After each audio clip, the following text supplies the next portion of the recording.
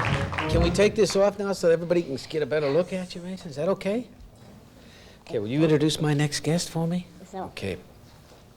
Many TV viewers revolted when the Star Trek series was canceled. Not only that, but they were upset. Our next guest was Mr. Spock in Star Trek and Paris in Mission Impossible. Please join me in welcoming one of my favorites, Leonard Nimoy.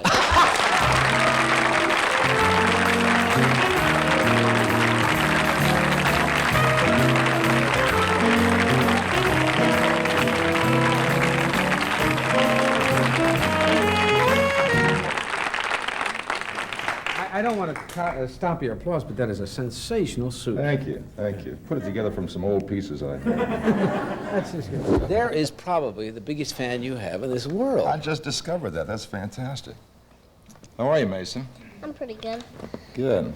You're a police officer now, official and everything. Yes, I know. That's great. Next thing we'll do is take you on a trip on the Enterprise. Would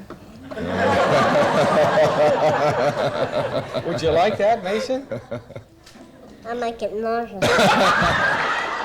Guarantee a smooth ride, Mason. Guaranteed. I'll tell Captain Kirk to see to it.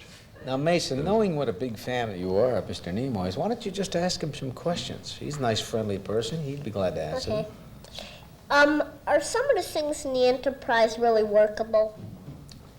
Well, can you give me an example of what you have in mind? Like the boards, the panels where the lights go on, you switch them? Well, they're workable only in a visual sense. I mean, the equipment is all electronically built in to do the visual effect. But I mean, if you press a button, the studio will still be there. Nothing really happens. It's all kind of. How do we make that star background? The star background where? You mean when the ship is flying by? Yeah. Well, they do that with what they call an optical effect. It's done with a series of film plates that have stars on them, and they move them back and forth one against the other, so you get a change in dimension as the ship travels through. How big is that thing-like ship? You mean the actual ship that was photographed? Yeah. There were two or three. One was about 12 feet long, and one was about 3 feet long. The one that's on the main title when the show first comes on the air, I think, is about a 12-foot model. And they hang it on a track and fly it by and photograph it as it goes by. You could ride on that one. I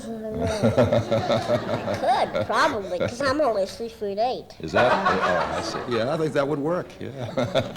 How do they make those pointed ears that you wear? I can't imagine why you'd be interested in the pointed ears, Mason. You'd be checking your ears out pretty good since you sat down. The points are made out of rubber tips that were molded to fit my ear. You see, they make a cast first. And Oh, then, you mean sticks? yeah, they put a plaster mold on first. Then they make the little tips. That must Keep be, them And on? they glue them on, yeah. that must be sticky. Yes, it is. Yes. It's Yes. itchy, though. Yes, you're one of the very few people who sympathize with me with my ear problems. It's very nice of you. How does it feel to be the leading figure in a cult-like group supported It's pretty by incredible. Star Trekkers? Huh? Pretty incredible, yeah. And it just goes on and on. It doesn't seem to stop. We're on the air now on Saturday mornings in cartoons. know. You know, it went on the air I know. about 2 weeks ago, 3 or 4 weeks ago, whatever. And the response has been fantastic. Some of the critics around the country that have been watching the cartoons are saying they should be on in prime time. You know, I mean, it's really an incredible thing. It just goes on and on. I think